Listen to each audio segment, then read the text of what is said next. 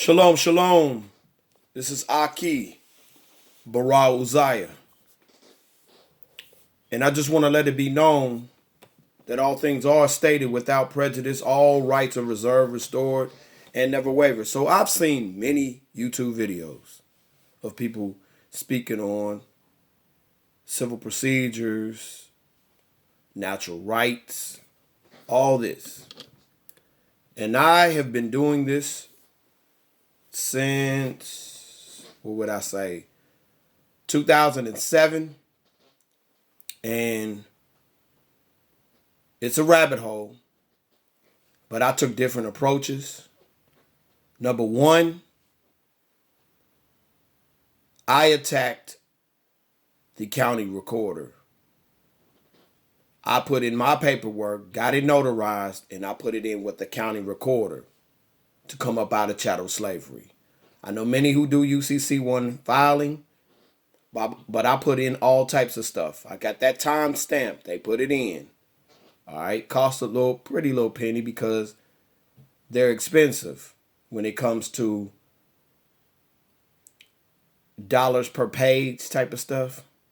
All right, so I put this paperwork in, and this was right before child support was supposed to hit. They were going to do it illegally. So in my particular divorce,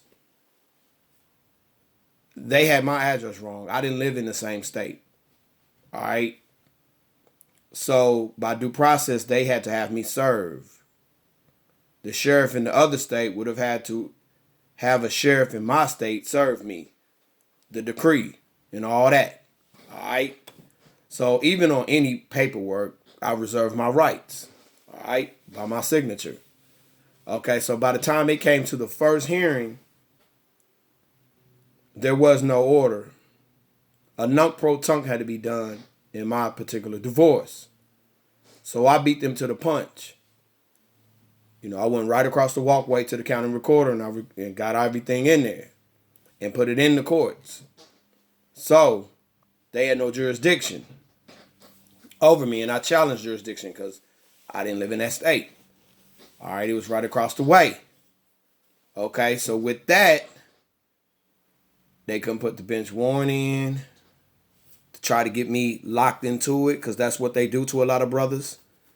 They have them sign signature bonds. Once you sign the signature bond, word is bond. You're in a contract. They don't have any binding agreement with me. So that was killed. But not only that, I went ahead and just started filing stuff regarding my children, indigenous paperwork, all type of stuff. All right. So where they try to get slick is since they knew they didn't have anything, they tried to pass it off to the state that I dwell in.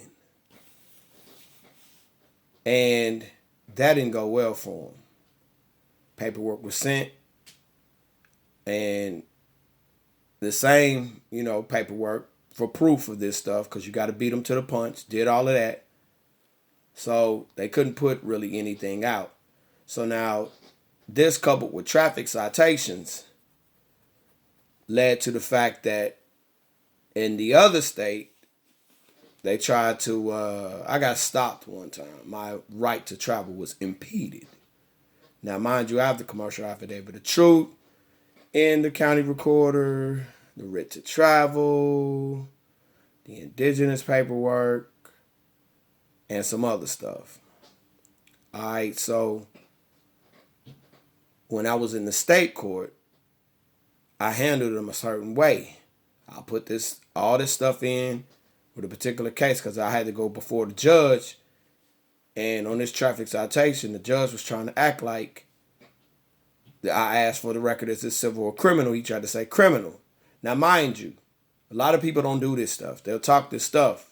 And shout out to those that are speaking in truth that do this. On my driver's license, my DL, the state DL, I reserve my rights on it. All right, and my affidavit says I only carry one to not be inconvenienced. Now, I don't give it up in any type of stop and all that. Also, In my ID, it has the same, reserving my rights. All right, without prejudice, UCC 1-308. Yeah, on the electronic thing with the pencil and all that, the pen, the electronic pen where you write your signature. Yes, I wrote that in. All right. So where they try to go with this type of stuff when they operate under color of law for traffic violations is they think by virtue of you signing this that you have waived your rights, your unalienable rights. No, I reserved them. So they didn't have anything. So one of the hearings I came, my children were like going to get out of school an hour later. So they had me in court for almost an hour. So I had already filed some stuff within the case. Excuse me. So I went up to the court clerk. Oh no, the prosecution. The court clerk first filed some stuff in and handed my paperwork to the so-called prosecutor. So she was like, basically, you can't sit up here and you have to wait for your name to be called. I handed her that stuff and I left. Do you know I got a judge? I got a letter from the judge with his letterhead apologizing for me leaving court. That's how powerful this stuff is. So I say all that to say, man, I have proof of this stuff. And in dealing with these people, yes, I used the form Color of Law, Form COL, got that stuff put in, sent in. I'm telling you, it's a process. So it sets it up for the federal case. Now, I've also been in the federal court. I'll have to let you all know. So I'm gonna end this as part 1. There'll be a part 2. Deuces.